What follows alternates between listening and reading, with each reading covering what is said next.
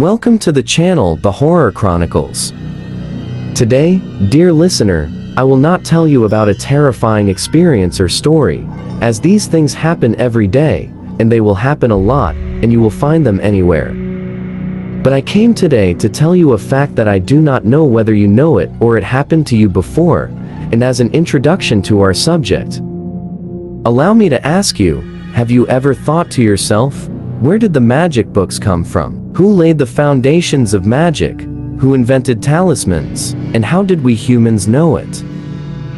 Of course, throughout the ages, there were authors who wrote about magic, such as Shihab the astronomer, and many others. But I do not mean these, but I mean who communicated the secrets of magic to all of them in the first place, and this is exactly what I came today to tell you about. Intro, and let's start.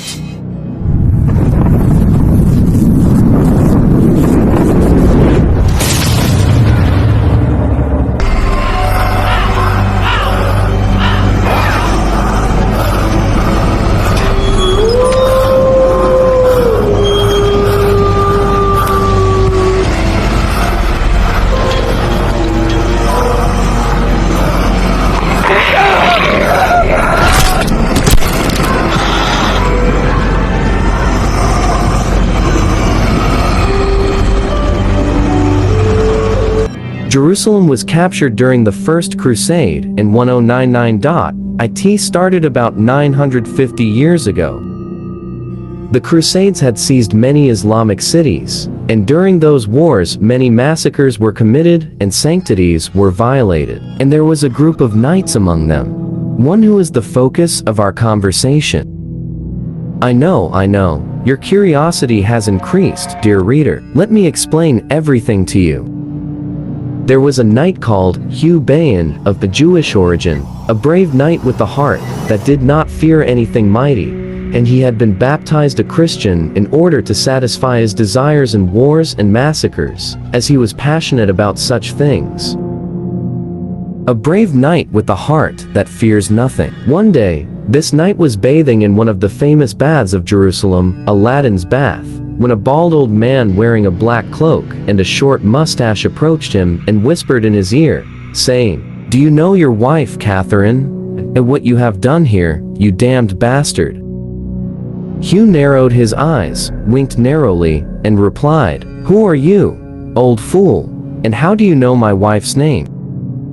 The old man smiled maliciously and said, "Catherine Clare, your wife. Did you know all the things I did here?"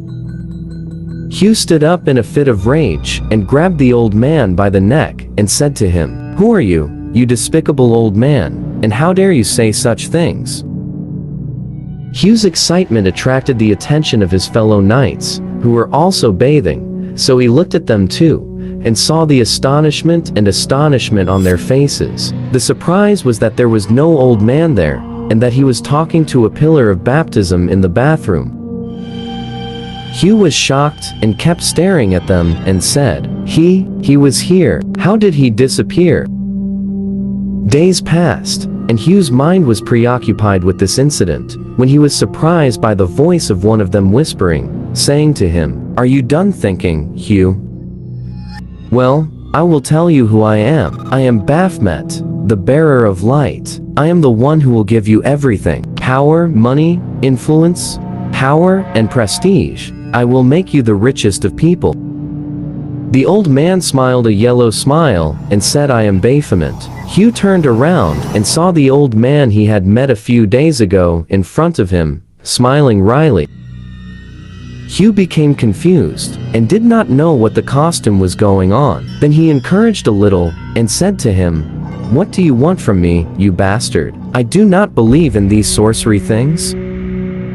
The old man looked at him and said in a voice like the hissing of snakes, "Rather, of course you believe, as evidenced by the fact that you went to Julian, the magician in Clermont." Hugh's astonishment increased, and he kept thinking a lot until sweat ran down his forehead. Then Baphomet told him that there is a treasure that people roam around, and do not know that it is a great treasure.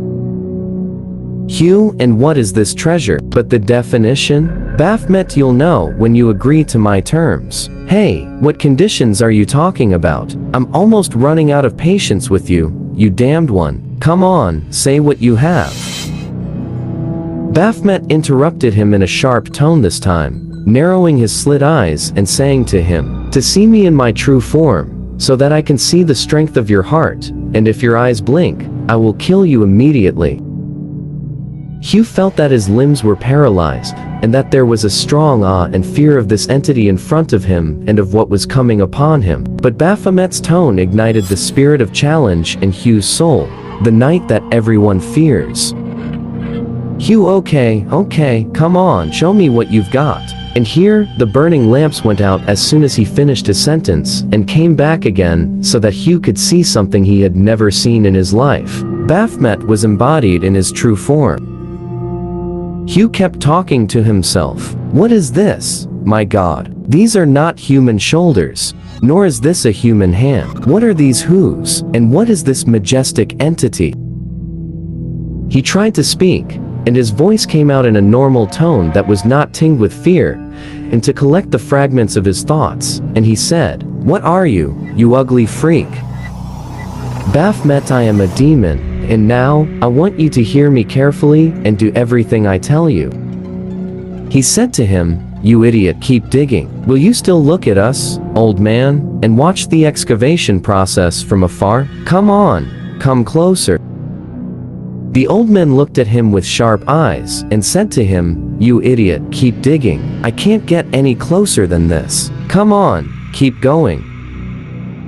Hugh, dear listener, had gone to several knights of his friends and convinced them that there was a treasure under Jerusalem, and they should go with him in order to extract this treasure, and that they would become the richest people in Europe. Baphomet kept watching and watching until they found the treasure. Perhaps you are sure, dear listener, that this treasure is of gold and jewels, just as Hugh and his companions were sure in the beginning. But hey, they found magic books, many types. Then the old man narrowed his eyes and smiled a smile of victory and confidence as he stood far from them and ordered them to read these books, and whenever they read, they discovered a great secret. A few weeks later, Hugh formed a group of knights called the Knights Templar. It's a familiar name for you, right? And they became one of the richest people in Europe, to the extent that King Philip owed them huge sums of money, and Hugh established his headquarters in the form of their own church, in which it is said that they practiced abominations, drinking blood, and other satanic rituals such as devil worship, planned success. Of course, dear listener knew and concluded that Baphomet is a demon. Thousands of years before this incident, at another time, God had sent a prophet who made these rebellious devils humiliated and submissive, and whoever objected would disappear with the blink of an eye. Do you know who this prophet was? He was the prophet of God, Solomon, son of David. Now, I will let this devil complete for you and tell about what happened then. We were building great palaces. When this prophet came, we were scattered, and we did not know anything of this that he commanded us to do, and if we disobeyed, we would burn in the blink of an eye. The wind was harnessed to his command, and he spoke the language of birds. We have tasted woe and torment for many years. I used to work according to his orders, but he was not satisfied with this. But he made us follow his religion, and whoever objected was imprisoned in a copper jar for many years, and sent to exile, and the exile was a prison for us in the form of an island. We used to build great palaces, and the greatest palace we built had a palace of glass, this architectural masterpiece that the well-known lady Bilqis walked on. We were armies, kings and princes subject to his command, and we remained in this state for many years, and he did not leave any evil or magic in that time, except that he destroyed it. We used to tremble when someone was called, or we heard the tone of his voice. He was a prophet sent. He did not disbelieve, and he was not a sorcerer. Rather, we are the ones who rebelled and disbelieved after him, and the children of Israel considered him a clear and great sorcerer, but we are the ones who conveyed this revelation to them, and do not ask, human being, how this happened, because he will need another post. Our goal was to revive our march and make people remember it, until a day came when the prophet of God, Solomon, fell ill, and he was severely ill, in which human doctors and sages of the jinn heated up. Even the birds brought him all kinds of herbs from the parts of the earth, and they did not succeed with him, and he sat on his great throne, which was the greatest throne that my eyes had ever seen. He had treasures that the world has not seen and will not witness, because they are guarded by his loyal followers. They are elves, they are very powerful, and guard his property. I will not tell you where these treasures are now, not because of a deficiency in you, O human, forbid you to lack, but rather because your human mind will not comprehend it, and will not reach it.